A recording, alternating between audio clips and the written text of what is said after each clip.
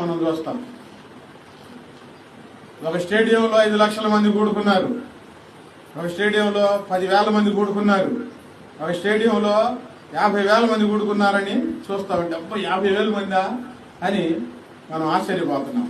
కానీ ఒకరోజు ఉంది, ప్రపంచం అంతా యేసుప్రభు వారు సింహాసనం మీద కూర్చొని ఉంటే ప్రపంచం అంతా ఆయన ఎదుట మోకరిల్లి స్తోత్రం స్తోత్రం స్తోత్రం చెబుతా ఉంటే ఆ సన్నివేశం ఎలా ఉండిద్దండి?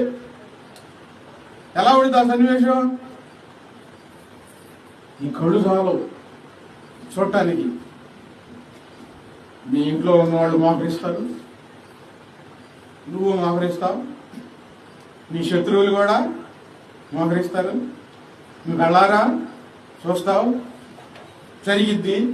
ఎందుకు జరిగిద్ది పాస్టర్ గారు? అట్లా ఏం జరగదులే అంటే దేవుడు ప్రమాణం చేశాడు, అందుకని జరిగిద్ది అంతే. ఆ ప్రమాణాన్ని ఎవరు